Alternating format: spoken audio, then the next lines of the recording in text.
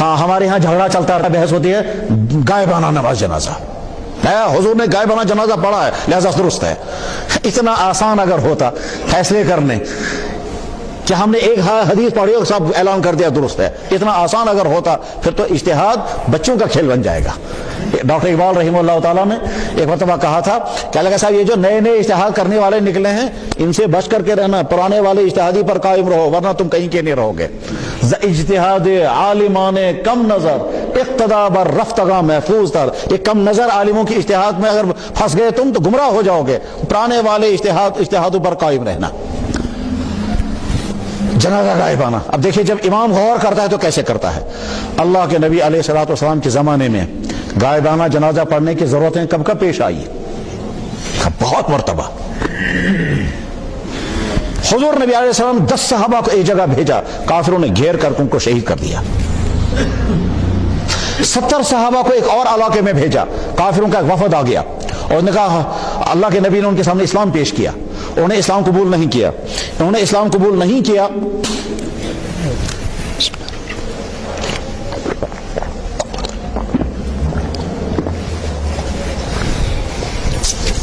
اس شخص نے کہا کہ حضرت آپ اپنے صحابہ میں سے چند منتخب حضرات کو ہمارے ساتھ بھیج دیجئے، وہ اس پورے علاقے میں اسلام کی دعوت دیں گے، جب ہمارا قبیلہ اسلام قبول کرے گا ہم بھی اسلام قبول کریں گے۔ اللہ کے نبی علیہ السلام کو بڑی خوشی ہوئی، آپ نے 70 منتخب صحابہ کو ان کے ساتھ روانہ کر دیا۔ حضرت منذر کو ان کا امیر بنایا اور حضرت ابوبکر صدیق رضی اللہ تعالیٰ کے غلام تھے عامر ابن فہیرہ، وہ بھی اس میں شامل تھے، عامر ابن فہیرہ اس میں شامل تھے۔ چلے گئے یہ 70 آدمی، جس قبیلے والوں نے ان کو دعوت دی تھی ان قبیلے والوں نے غداری کی اور ان تمام صحابہ کو گھیر کر کے سب کو شہید کر دیا۔ یہ جو عامر ابن فہیرہ ہے، اس عامر ابن فہیرہ کا واقعہ لکھا ہے بخاری شریف میں، کہتے ہیں وہ جو شہید کرانے والا تھا وہ ظالم، وہ قبیلے کا سردار، اس نے ایک صحابی ان میں سے زندہ بچ گیا، ایک صحابی اونٹوں کو چرانے کے لیے بھیجا گیا تھا اور باقی صحابہ کو انہیں شہید کر دیا۔ یہ اونٹ جب واپس لے کر گیا تو اس نے دیکھا تمام ساتھیوں کو شہید کر دیا گیا ہے۔ عمرو ابن امیہ زمری صحابی کا نام ہے۔ عمرو ابن امیہ واپس آئے تو دیکھا تمام صحابہ شہید ہیں، اس کے دل پر کیا بیتی ہوگی، بہرحال اس کو پکڑ لیا انہوں نے۔ پکڑنے کے بعد وہ جو قبیلے کے سردار تھا اس نے کہا تجھے بھی میں مارتا مگر میں تجھے زندہ چھوڑ دیتا ہوں، اس لیے کہ میری ماں نے کبھی غلام آزاد کرنے کی نظر مانی تھی، اس اپنی ماں کی نظر پورا کرنے کے لیے میں تجھے چھوڑ دیتا ہوں، زندہ چھوڑ دوں گا۔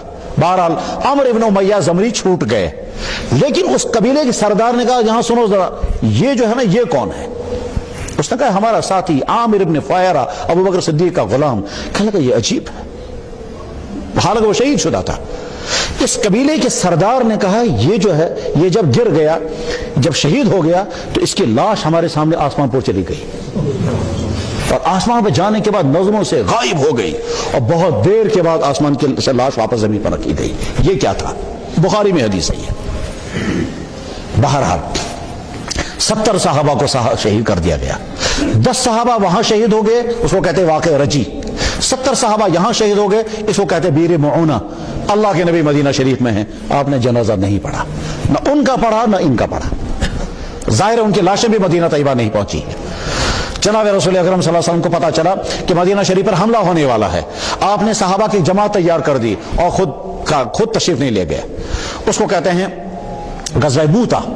غزوہ موتا کے لیے 3000 صحابہ کو روانہ کرتے ہوئے آپ نے فرمایا تمہارا سربراہ رہے گا زید بن حارثہ، اگر یہ شہید ہو گیا تو تمہارا سربراہ بنے گا جعفر ابن ابی طالب، اگر یہ شہید ہو گیا تو تمہارا سربراہ بنے گا عبداللہ ابن رواحہ، اگر یہ بھی شہید ہو گیا تو پھر اپنا کو ایک سربراہ بنا لینا۔ چاچے صحابہ کو رخصت کیا، اللہ کے نبی مدینہ طیبہ کے باہر تک ان کا سیاف کرنے کے لیے چلے گئے صحابہ۔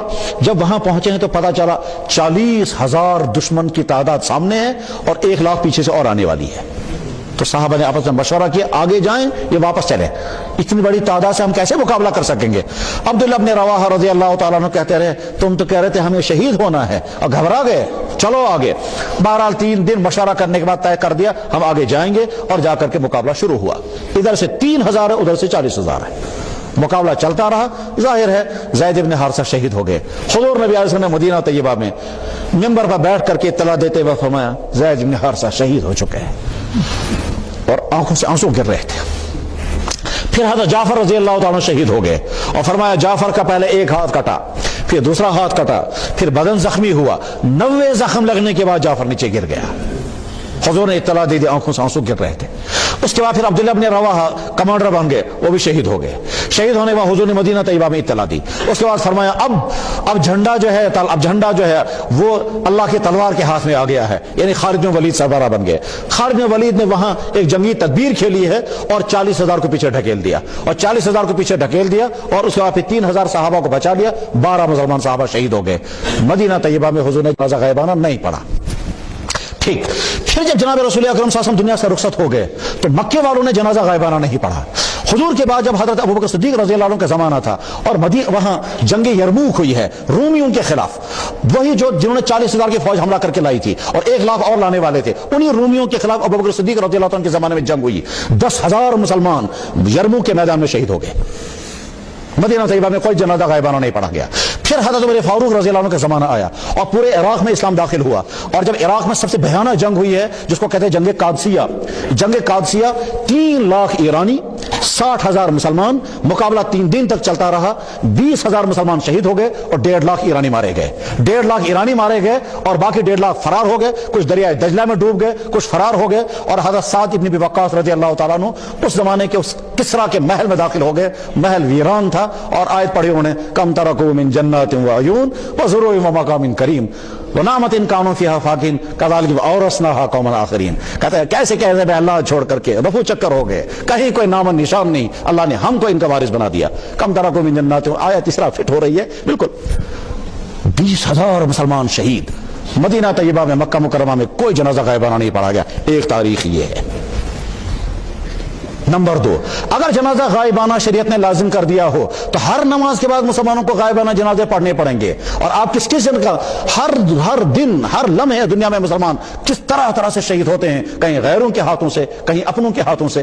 तारीख सबके सामने है, हालात ज़माना सबके सामने है। शाम, इराक, अफगानिस्तान, चेचनिया, रूस, खुद अरब ममालिक और दुनिया के खित्ते चप्पों में कुछ अपनों के हाथों कुछ गैरों के हाथों शहीद होते रहते हैं। तो जब जनाजा गायबाना पढ़ना होगा तो हर नमाज के बाद पढ़ना पड़ेगा। और जनाजा पढ़ने के लिए जरूरी है आप उन मुसलमानों के हालात से भी वाकिफ हों।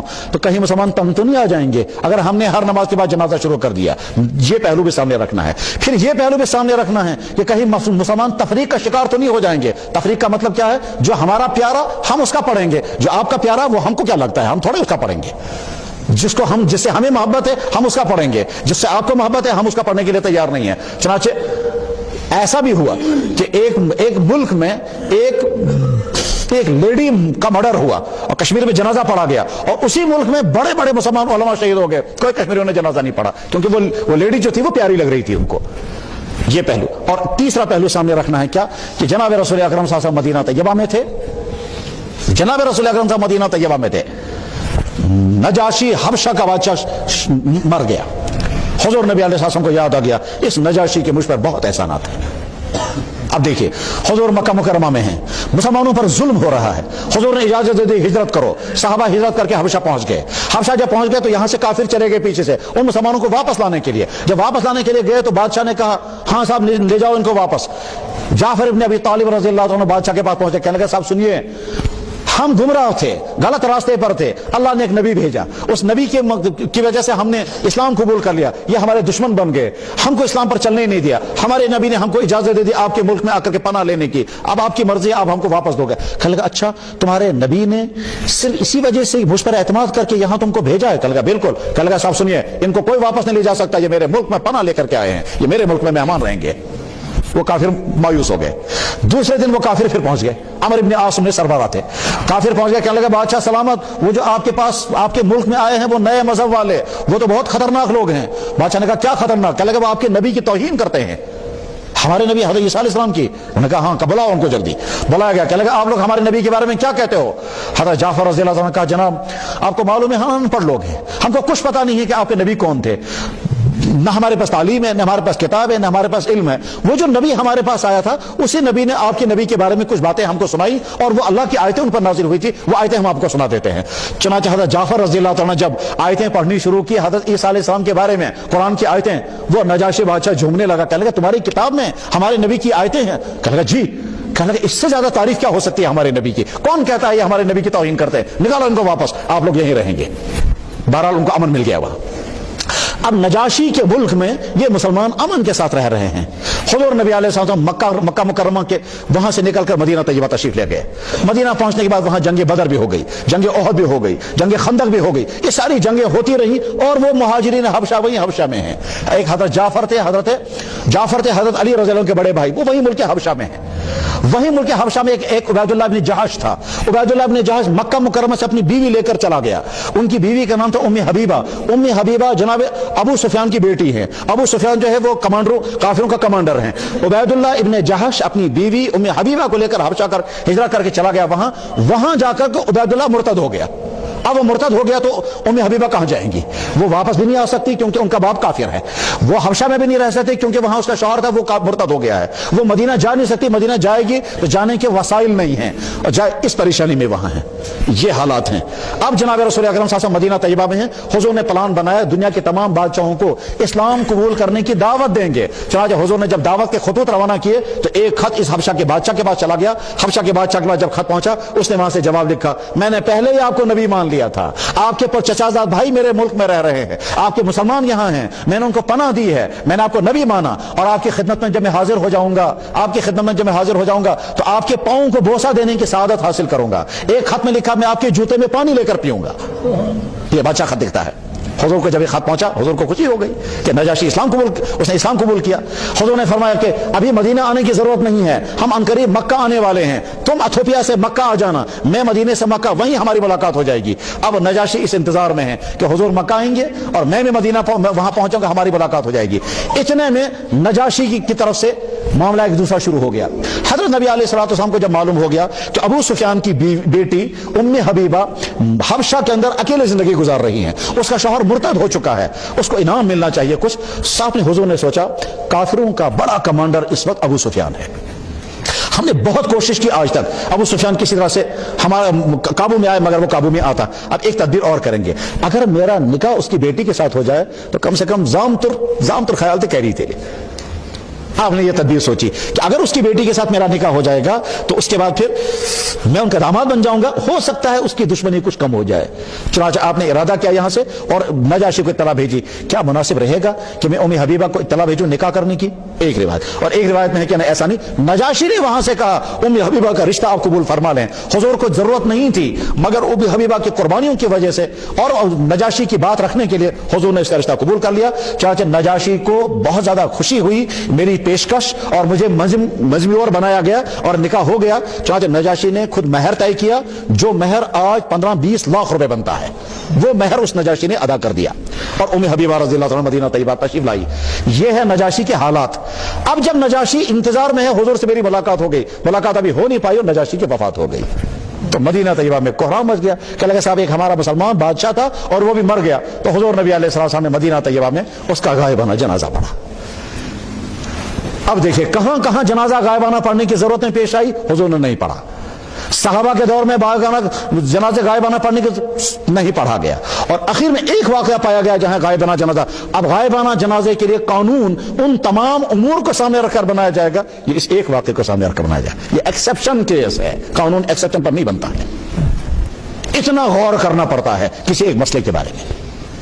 और साथ में अगर फिर गायबाना जनाजा लाजिम कर दिया जाए तो जनाब मोहतरम फिर हर नमाज, हमने देखा मक्का मुकर्रमा में कश्मीरी तंग आ जाते हैं हर नमाज के बाद जनाजा पढ़ने पर, क्योंकि हर नमाज के बाद वहां ऐलान होता है क्या अस्सलात यरहमुकुमुल्लाह, तंग आ जाते हैं फी नमाज पढ़ासन जनाजा जिमन क्या फी नमाज पढ़ासन जनाजा जिम क्या पढ़ने पर मालूम नमाज ये जनाजा हर जनाब वाला चंद दिनों में लोग तंग आ जाते हैं। जब हर नमाज के बाद गायबाना जनाजा शुरू करने लगेंगे फिर देखेंगे कितने दिनों में आप तंग आ जाएंगे। ये तो महीनों के बाद जब जी चाहा तब खड़े हो गए क्योंकि हमारा प्यारा मर गया। अच्छा इस्लाम थोड़े तफरीक का कायल है, इस्लाम की नजर में हर मुसलमान है। आपकी नजर में कोई लीडर है आप उसका पढ़ेंगे, दूसरों की नजर में दूसरा कोई लीडर है उनका पढ़ेंगे। इस्लाम पर और एक आम मुसलमान जिस बेचारे का कोई पूछने वाला नहीं है और वो तमाम मुसलमान जिन बेचारों का पता ही नहीं वो कहां किस तरह से मारे जा रहे हैं, उनके लिए क्या होगा फिर। इस तरह से फुकहा गौर करते हैं।